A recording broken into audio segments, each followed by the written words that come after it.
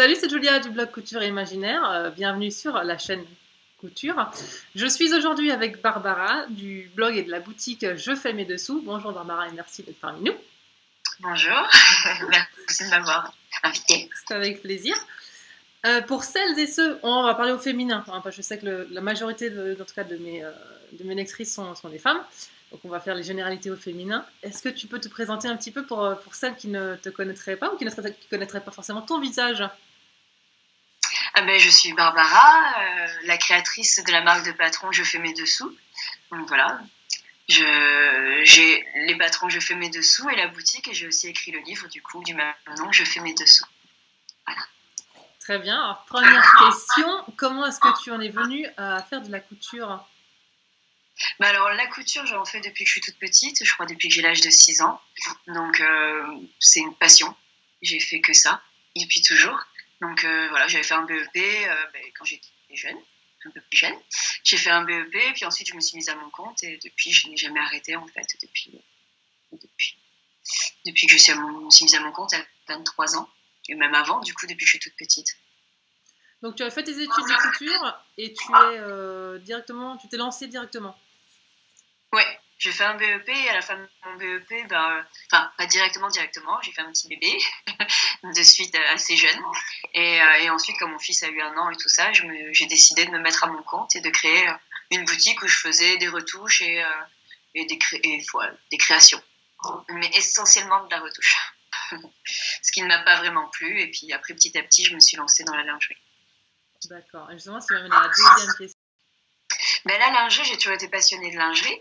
Donc du coup, forcément, en faisant de la couture, faisant mes vêtements et tout ça, je me suis dit, il faut quand même que je fasse de la lingerie. C'est quelque chose qui me plaît depuis toujours. Donc j'ai appris un peu toute seule, en autodidacte, avec des livres, parce que à l'époque, il n'y avait pas de patron sur Internet, il n'y avait rien. Quelques marques anglaises, mais encore, il n'y a vraiment pas grand-chose. Donc du coup, j'ai acheté un livre sur lequel après je me suis entraînée pour faire tout ce qui était coupe à plat, patronage, gradation. Et j'ai lancé ma marque de lingerie d'abord, où je faisais de la lingerie, des corsets que je vendais chez moi à Bayonne.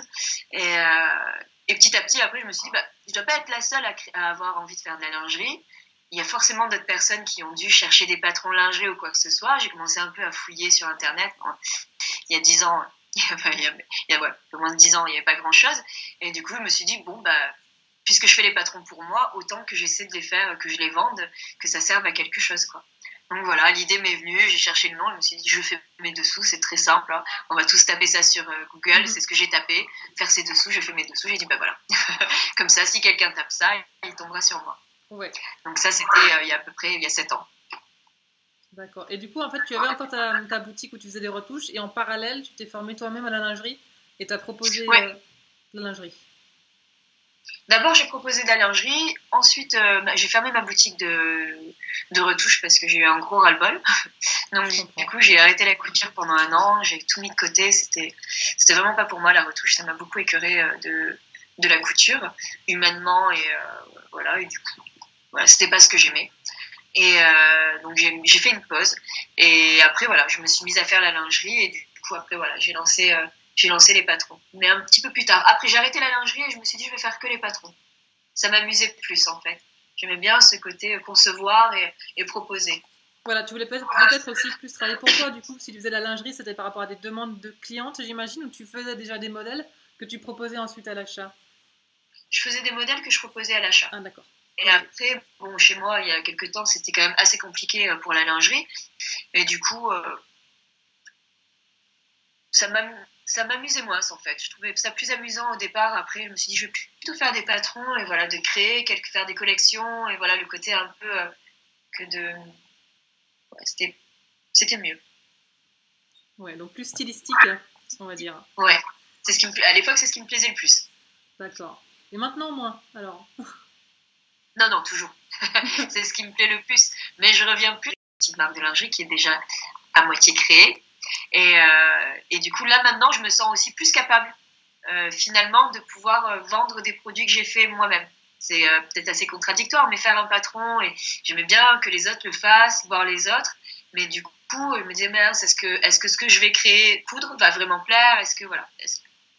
Puis à l'époque, Internet, on vendait pas autant non plus la lingerie et tout ça sur Internet. Les femmes, elles achetaient pas. Maintenant, c'est beaucoup plus simple. Il y a plus de choix, il y a plus de liberté aussi. Donc, du coup, maintenant, ça m'attire plus. Je voulais juste revenir quand tu nous as parlé du livre que tu as utilisé. Enfin, du coup, nous, en fait, on a déjà fait cette interview. On a eu un petit souci de son, donc là, on l'a refait. Donc, il y a des petites choses que je sais un peu d'avance.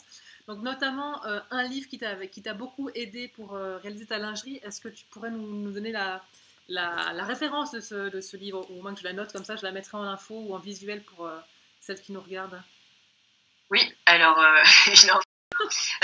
alors l'éditeur, c'est Les Presses du Midi. L'auteur, c'est Chiapata, je crois, je me dis le nom à chaque fois. Le modélisme, lingerie et maillot de bain. Leçon numéro 2, je crois que c'est leçon numéro 2 de modélisme, lingerie et maillot de bain.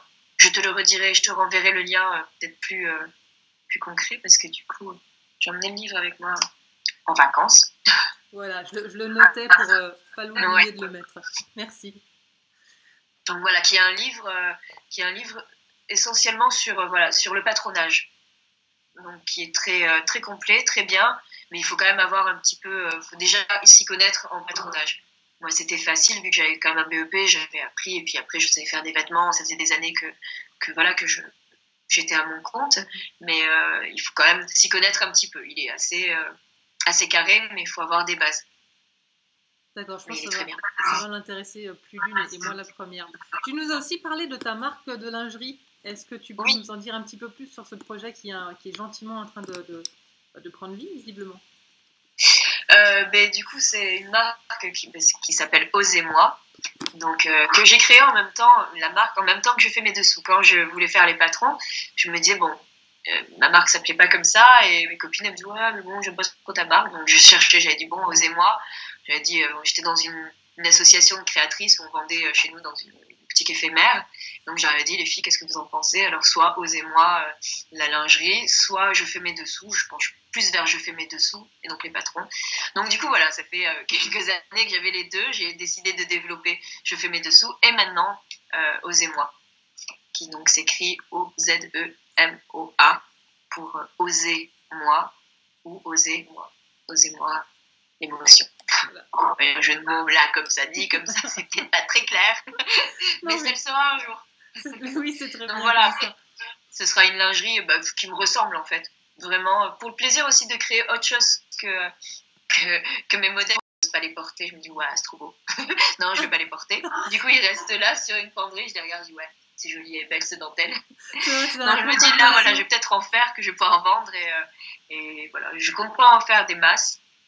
Et aussi pour pouvoir aussi financer plus de matières et de tissus pour la boutique en fait.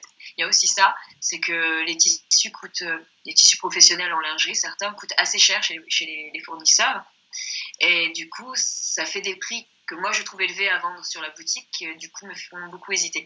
Et je me dis que si je fais quelques ensembles dans un tissu que j'achète à chaque fois, ça rentabilisera, en fait, je me rembourserai le tissu, et ça me permettra ensuite de vendre les tissus un peu moins chers sur la boutique. Donc il y a aussi un côté pour mes clientes de toujours sur je fais mes dessous, quoi. Ouais. Donc, et voilà. à qui s'adresse cette marque Osez-moi? Quel genre de lingerie tu projettes de faire? Un peu plus classique, un peu plus sexy, je sais pas, un peu plus raffiné, un peu tous les jours? Alors moi je suis pas quelqu'un de figé. Je pense que je suis une femme comme toutes les autres femmes, donc c'est-à-dire un jour je suis douce, un jour je suis fofolle, un jour je suis je vais être dominatrice, un jour je vais être dans une position de vie où je me sentirai complètement. Donc je pense ça dépend de l'humeur. Moi la lingerie c'est ça, ça dépend de mon humeur. J'ai pas quelque chose de. Après, je suis quand même assez classique, je dirais peut-être plus dans les formes. Je pars pas trop dans les sangles, les machins, la nouvelle mode SM ménagère, je dirais ça comme ça, parce que c'est tout ce qui se fait beaucoup avec les harnais maintenant qui sont mis avec plein de dentelles, des petites fleurs et tout ça.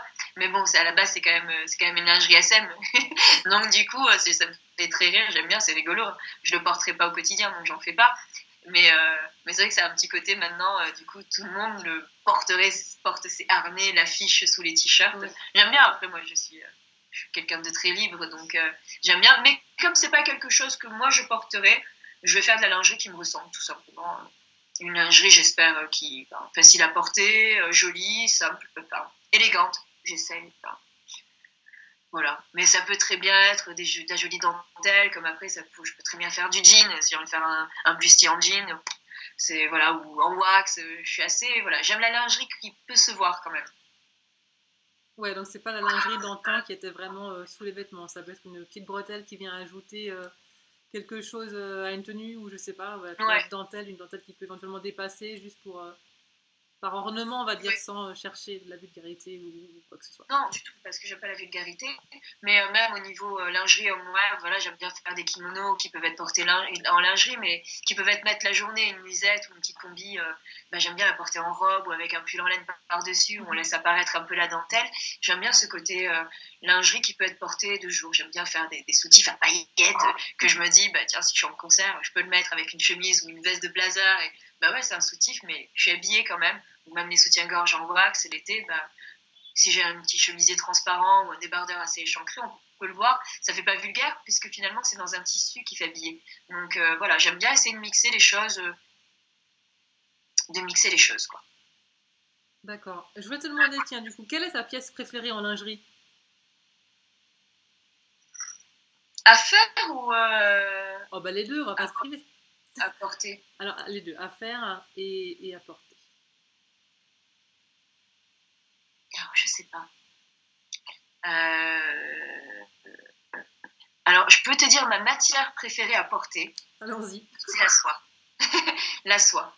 J'aime beaucoup le contact de la soie sur la peau. Faire des soutiens-gorge en soie, j'aime beaucoup. Je trouve ça très agréable. Après, à faire, à porter, j'aime bien les corsets. Je crois qu'à faire, ce que j'en fais plus trop parce que j'ai pas trop de temps, donc je pense que je vais essayer d'en refaire assez rapidement. Mais j'aime beaucoup porter des corsets de temps en temps, pas tout le temps. Mais il y a un côté maintien, un côté qui est différent. Je crois que si on peut voir ça comme une pièce lingerie, c'est ce que je préfère. Ouais. Donc tu les portes de façon plus traditionnelle sous tes vêtements, parce qu'on porte aussi des fois des corsets dans le côté un peu plus gothique, on va dire, qui sont des corsets visibles par-dessus les vêtements. Alors moi, voilà, j'aime les corsets visibles par-dessus les vêtements. J'en faisais beaucoup, des fois je récupérais des jeans où je faisais des jeans avec d'autres tissus, voilà, qui a un côté, on peut le porter tranquillou avec un petit débardeur type manchure américaine. J'aime bien décaler les choses en fait. Donc sans aller dans des extravagances, mais pouvoir porter un jean avec une pièce lingerie, je trouve ça, voilà, moi j'aime bien. Une pièce lingerie qui reste assez simple, mais qui du coup, portée en dehors de la lingerie, lui donne un côté un peu plus rock, quoi. Donc ouais, après bon, ouais, les corsets je les aime comme ça quoi. Mais après dans le reste, je crois que j'aime tout dans la lingerie, donc à porter, à faire. D'accord, donc si je te demande la pièce que tu détestes le plus, c'est mort. On a compris que c'est éventuellement la lingerie SM chic ou SM ménagère. Ah non, du tout, je ne déteste pas du tout. J'aime bien. C'est pas pour toi. J'aime beaucoup regarder, je trouve ça sympa et il y en a, puis je vois, il y en a beaucoup plus de plus en plus qui le font. Alors c'est peut-être pour ça. C'est peut-être parce qu'il y en a de plus en plus qui le font et que ça devient un phénomène de mode du coup que du coup j'ai peut-être pas envie de le porter parce que ça lui enlève le côté du coup peut-être plus rock justement qui fait que je sais pas comment expliquer. Quand j'aime bien les choses quand elles restent un peu pas unique, mais voilà, quand il y a 2-3 personnes qui le font et du coup je trouve de l'intérêt, je dis c'est rigolo, il n'y a pas beaucoup de gens qui le portent donc ça a un intérêt, mais quand tout le monde s'y met, oui. Du coup je trouve que ça perd, c'est comme les tatouages quoi. C'était séduisant quand tous les hommes, quand il n'y avait pas beaucoup d'hommes qui en portaient, bon maintenant ils en ont tous donc on se dit est-ce que c'est un vrai bad boy ou pas. Donc du coup, c'est pareil pour la barbe aussi, on peut dire ça. Donc c'est peut-être le côté voilà, qui est trop... Mais je trouve ça très joli et j'aime bien. Mais j'en ferai pas parce que peut-être du coup, il y en a trop. Ok, alors il faut attendre 15 ans et du coup, ça ne se portera plus pour pouvoir le refaire. Ouais, il y aura encore un... j'en porterai le jour où la mode sera à mettre des cols comme ça. Je me dis, ouais moi je vais porter le harnais. Je vais me décaler de tout le monde. Non, après, franchement, la lingerie, j'aime tout. J'ai pas de... Vraiment, j'aime tout. Ça dépend de l'humeur, ça dépend de tout. Mais je trouve vraiment... Il n'y a rien qui me choque dans la lingerie en elle-même. Il n'y a rien qui me dérange. Vraiment, tant que la femme est en accord avec elle-même et avec ce qu'elle porte, voilà, il n'y a vraiment rien qui me déplaît. Donc on a vu effectivement que la lingerie, tu aimais la faire et la proposer aux autres, ce qui nous amène aussi à ton livre « Je fais mes dessous », qui est sorti il y a quelques mois. Est-ce que tu peux nous parler un petit peu plus des modèles, à qui ça s'adresse, qu'est-ce qu'on va trouver dedans et où le trouver aussi, tiens d'ailleurs. Oui, alors où le trouver pour l'instant, essentiellement sur mon site internet, sur ma boutique. Il y a 2 autres boutiques qui le proposent aussi, je peux les citer je pense. Il y a la boutique Rascol, la mercerie Rascol qui le vend, et aussi la boutique Mademoiselle Fourmi. Tu peux nous le redire? On a eu une petite coupure de son à ce moment-là. Rascol et Mademoiselle Fourmise. Fourmise. D'accord. Je les écrirai si jamais c'est pas clair. Ok. Oui, voilà. Et sur ton site, donc jefaismesdessous.blog.com, pardon. C'est l'autre. Donc voilà, et j'espère assez rapidement pouvoir les proposer en boutique. Donc il y aura une boutique à Bayonne, donc chez moi, qui vendront le livre. C'est vrai que du coup, tout est en auto-édition, tout est fait par moi-même, et ça me prend quand même un peu de temps. Je le vends bien sur le site, donc ça prend un peu de temps de pouvoir contacter et les merceries, et les librairies, et les boutiques. J'aimerais bien en vendre en Belgique parce que j'ai beaucoup de clients belges, et du coup, je sais que les frais de port, avec Mondial Relais, ça va un peu mieux, mais bon, si les personnes peuvent l'acheter en boutique, c'est bien aussi. Dans le livre, il y a 11 patrons lingerie, maillot de bain, homeware. Donc voilà. J'ai essayé de faire au maximum dans les tailles. Ça part du XS au XXL, double XL, ce qui en taille, donc ça c'est taille internationale, en taille française, on va dire que ça va du 34 au 52. Pour tout ce qui va être homeware, donc les kimonos, la nuisette, les culottes. Et pour les soutiens-gorge, ça va du 85A au 110F. Donc voilà, chaque taille, 85, 90, 100, 105, 110, ont les bonnets A de A à F. Donc voilà, pareil, j'ai essayé d'essayer de correspondre. Alors bon, les tailles au-dessus, je suis pas allée au-dessus, mais j'ai quand même essayé de faire une fourchette assez large pour pouvoir plaire à un maximum de personnes et qu'il n'y ait pas, qu'on me dise pas, c'est dommage, j'avais pas envie de décevoir les gens. Oui, non, c'est déjà bien. Ouais. Donc voilà, et après, il est accessible aux débutantes. Quand je dis débutante, il faut quand même avoir fait de la couture. Parce que parfois on me demande, j'ai jamais fait de couture, j'ai jamais touché une machine, est-ce que je peux? Non, concrètement non. Faut prendre un petit cours ou essayer quand même de faire d'autres choses avant, des pochettes, des coussins, je sais pas. Mais il faut quand même s'habituer à la machine parce que c'est pas difficile, mais il y a quand même des choses qui sont un peu techniques. En tout cas, c'est minutieux.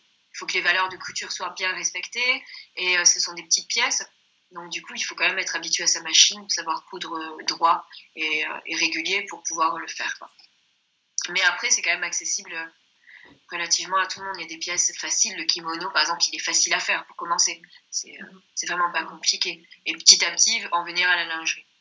Donc voilà, il est quand même accessible à beaucoup de personnes. Les modèles, j'ai essayé de faire pareil, des modèles assez basiques pour que toute femme puisse se reconnaître un peu dedans, puisse se les approprier, de ne pas faire des choses trop marquées. Bon, après, c'est ma personnalité aussi, donc puisse adapter et modifier en fonction de soi. Et par la suite, justement, les soutiens-gorge, ils sont assez simples, ils ont des coupes simples qui permettent de bien modifier s'il y a besoin. Le soutien-gorge, le bonnet, il est fait de 2 pièces avec une découpe centrale qui passe par la pointe du sein, qui permet de justement, s'il est un peu trop grand ou trop petit, de pouvoir l'agrandir, pincer et puis de l'améliorer comme on veut, et par la suite aussi changer la forme des découpes, changer la hauteur, changer le décolleté. C'était important pour moi que les modèles soient évolutifs et puissent s'adapter aux personnes. Donc voilà, effectivement, tu parles de modèles évolutifs. Donc on peut tout à fait commencer par des culottes ou par le kimono. Et puis après, prendre un peu plus confiance et passer à des autres petites choses. Donc il y a aussi une petite combi short, si je me souviens bien. Oui. Voilà, qui peut être facilement réalisée avant de se lancer dans la grosse pièce du soutien-gorge. C'est ça, parce que le combi short, bon, après c'est des assemblages, donc ça reste quand même assez simple. Il y a la pose de l'élastique, donc ça peut être bien pour une première fois, vu qu'il est au niveau de la taille, posé sur la couture, c'est pas trop compliqué. Ça peut être bien pour une première fois déjà pour les élastiques, pour s'habituer. Ne pas hésiter aussi, si on a peur des élastiques, à faire des essais, à prendre des élastiques qu'on trouve, ou même de récupération, ou des chutes d'élastiques, et de faire des petits essais sur des bouts de tissu pour apprendre à bien tirer, à bien le poser par rapport au tissu. Il faut s'entraîner un petit peu avant de se lancer et surtout pas se décourager si on rate le premier, le premier modèle qu'on fait, quoi. Alors, j'avais dit quoi l'autre fois? J'avais dit un truc qui était bien, c'était les crêpes. Oui, que les crêpes, qu'à chaque fois la première crêpe était toujours ratée et que les deuxièmes par contre étaient bien. Bah, c'est pareil pour les poses des élastiques, pour un soutien-gorge ou une culotte. Souvent, la première culotte qu'on fait, pourquoi elle gondole tout le contour? Bon, bah, c'est juste parce qu'il faut apprendre à tirer sur l'élastique, pas sur le tissu. C'est des petites choses qui après viennent à force de faire, quoi. Ouais, ça, il y a deux écoles, j'ai l'impression. Il y a celles qui, pour le même résultat, il y a celles qui vont trouver ça horrible, se dire c'est raté et tout. Il y a celles qui vont être très très fières d'elles. Je crois que c'est aussi un état d'esprit. Oui, c'est ça. Bah, il faut savoir que dans les magasins ou quoi, une première fois, c'est bien. Donc, oui, des fois, ça va gondoler, c'est pas parfait, mais on l'a fait. C'est comme ça. Donc, il faut être content. Il faut être content. Et si c'est métable, des fois, ça gondole, mais une fois dessus, ça gondole moins. Donc, donc ça va. Il faut se dire, c'est bien, je l'ai fait en entier, et le prochain sera mieux.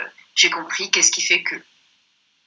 Ouais, je précise aussi que les soutiens-gorge ont des armatures. J'allais dire baleines, mais armatures. Non, armature.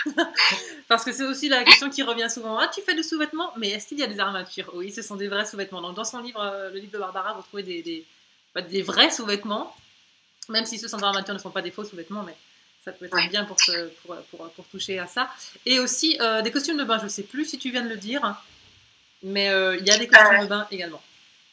Oui, il y a un maillot de bain, du coup, un 2 pièces et un 1 pièce.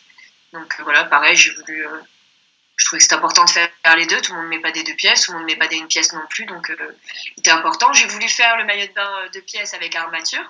Pareil, pour pouvoir convenir aussi au maximum de personnes. Après, ceci dit, le modèle sans armature, le soutien-gorge sans armature, si on l'a bien en tant que lingerie, rien ne nous empêche de le faire en tant que maillot de bain. Hein. Je veux dire, les patrons de lingerie, à partir du moment où ils sont faits avec élasticité, n'importe quel patron de lingerie, on peut l'adapter en maillot de bain. Donc ça, il faut se le dire. C'est pas parce qu'il y a un patron, il y a écrit lingerie dessus qu'il est lingerie. Moi, je suis pas quelqu'un de figé, donc vraiment, il faut essayer les choses. Il faut essayer, et puis on voit ça marche. Ça marche pas, c'est pas grave. Au moins, on a essayé, on sait. Mais voilà, donc il y a ces deux maillots de bain. Pour les culottes, pareil. La culotte, c'est le modèle. Il est fait à partir du patron de la culotte. J'ai oublié son nom. Le même modèle, mais sans les nœuds. Donc du coup, il est réalisable, auquel j'ai rajouté une petite ceinture pour rappeler les couleurs. Par exemple, si on veut faire un bicolore avec le haut, on veut faire un mix and match. Donc du coup, avec la petite ceinture, mais ceci dit, rien n'empêche de faire la culotte vaillée qui est censée être dans un tissu non extensible, de le faire dans un tissu extensible sans les liens. Oui, d'ailleurs, pour celles qui seraient le plus dans les détails. Pour celles qui seraient un peu plus timides, on peut aussi trouver des patrons gratuits sur ton blog. Je fais mesdessous.blog et aussi des patrons payants. Ainsi que des costumes, des maillots de bain, costumes de bain. Et j'ai aussi vu passer un modèle pour hommes sur ton blog. Un short de bain homme. Et tu conseilles aussi, et tu mets les liens pour trouver les tissus. Ce qui est très très bien. Oui. Alors j'avais fait ce maillot de bain pour hommes, mais pour un magazine, Passion Couture Créative. J'avais fait des maillots de bain hommes et femmes. Et le Bermuda de bain. Donc voilà, je l'ai pas mis sur la boutique d'ailleurs, j'y pense. Alors peut-être que... maintenant que j'y pense, très certainement, je ne vais pas batailler à le vendre ou quoi que ce soit. Peut-être que je le mettrai en accès gratuit, du coup, puisqu'il est fait, que le magazine, c'est un trimestriel, donc une fois que le magazine n'est plus d'actualité, je récupère mes patrons, j'en fais ce que je veux. Donc très certainement, je le mettrai sur le site ou le blog en gratuit pour celles à qui ça intéresse, parce que je pense pas... Je n'ai pas envie de le commercialiser en fait. Donc, plutôt qu'il reste là à traîner dans mes fichiers autant qu'il serve à quelque chose. Donc très certainement qu'il finira avant l'été en mode gratuit. Ah chouette. Est-ce que tu aurais quelque chose à rajouter ou est-ce que tu voudrais nous dire quelque chose de particulier, un petit scoop entre guillemets, puisqu'on sait que maintenant on va pouvoir aussi porter ta lingerie avec Ose et moi. Alors on n'a pas de date et je te mets pas la pression, mais on peut quand même aller guiner un peu ce qui se fait pour pas rater le top départ.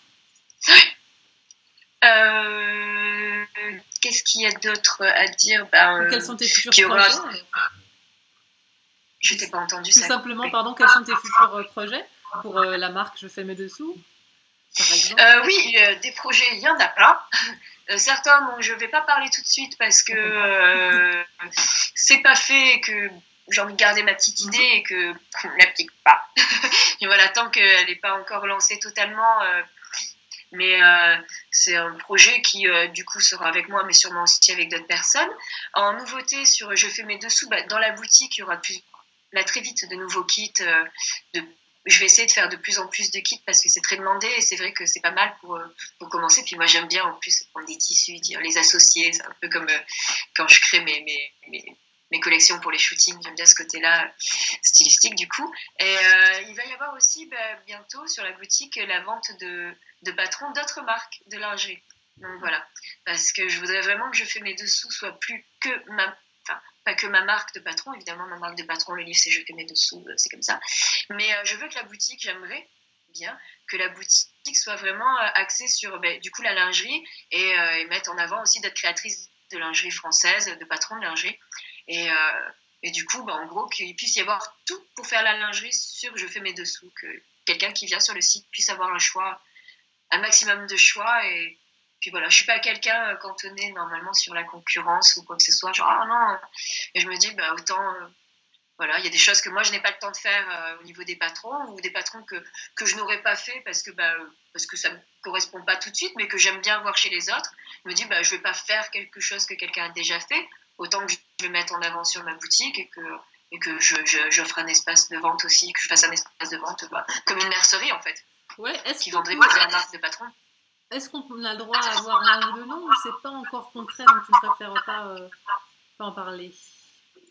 Tu penses à des gens? Je vais attendre d'avoir voilà, quand j'aurai bien fait. Quand il y en a, c'est déjà en route, mais il faut juste le temps que je fasse, donc je préfère voilà lancer petit à petit au fur et à mesure que les créatrices voudront vendre sur ma boutique en fait, que je vende leurs patrons aussi, parce que voilà, il faut que le projet mais bon, ça parle à d'autres aussi. Donc, je me dis que c'est bien, voilà. Je veux vraiment que la boutique soit une mercerie en ligne spécialisée en lingerie. Donc, je veux pas qu'il y ait que mes patrons.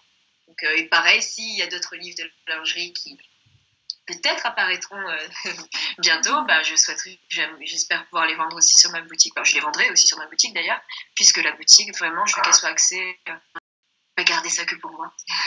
Ça me on aura de quoi faire alors du coup au niveau des patrons, au niveau des kits comme tu l'as dit parce que tu vends également des kits pour faire sa lingerie et des nouvelles choses qui arrivent. Je suis très contente d'apprendre tout ça parce qu'effectivement ça manque un petit peu la lingerie au niveau couture, ça manque un petit peu je trouve en tout cas en tout ce qui est francophone comme tu l'avais remarqué depuis moi il y a 10 ans je ne m'y intéressais pas à la lingerie mais je constate que maintenant effectivement il y a quand même très très peu de choses en française qui s'adresse en marque de lingerie, en marque de patron, pardon. Il y en a de plus en plus depuis 2 ans, parce que c'est vrai que moi, depuis 7 ans, au début, il n'y avait rien. Et même pour moi, pour lancer mes patrons, c'était quand même compliqué, puisque les personnes ne s'y intéressaient pas et voyaient ça comme quelque chose de très compliqué, alors que ça ne l'est pas forcément. Ça dépend si on veut se compliquer la vie, mais si on veut faire avec ce qu'on a, c'est pas trop compliqué. Mais c'est vrai que des marques de patrons, il y en a de plus en plus, mais après, pour tout ce qui est fourniture, il n'y a pas grand-chose, mais il faut aller piocher sur un site, sur un autre, et finalement, des petits accessoires qui ne coûtent pas très cher. Les frais de port sont parfois plus élevés ou au même tarif, et du coup, si on doit acheter sur 50 boutiques différentes, finalement, on paye plus de frais de port que de matos. Donc voilà. Moi, c'était mon but à la base, faire les patrons et vendre les accessoires. J'ai bien travaillé, j'ai bien économisé, j'ai bien investi. Aujourd'hui, je peux le faire. Donc voilà, c'est la consécration, on va dire, pour moi. Petite interruption pour vous dire qu'avec Barbara, on vous a réservé un petit cadeau. Vous avez le droit, avec le code qui s'affiche juste en dessous, à moins 10% sur sa boutique. Respectez bien les majuscules, hein, c'est Je fais mes dessous X Julia, enfin JFMD X Julia, tout en majuscules. Attention à l'orthographe de mon prénom, je sais que certaines inversent des lettres et ce serait dommage de vous priver de cette réduction. Donc profitez-en, c'est dans sa boutique, vous avez le lien en barre d'infos et je vous laisse avec la suite de l'interview. Je te remercie pour cette interview et pour toutes ces informations. Merci beaucoup. Vous pouvez retrouver Barbara donc, sur son blog, sur son site, sur les réseaux sociaux, c'est Je fais mes dessous. Je vous mettrai les liens en barre d'infos. Quant à nous, on se retrouve très prochainement. Vous pouvez vous abonner. Vous pouvez partager la vidéo pour faire connaître la lingerie et faire connaître Barbara. Et mettre un pouce en l'air si vous aimez ce genre d'intervention et ces interviews. On se retrouve très vite, je vous remercie. Portez-vous bien, ciao.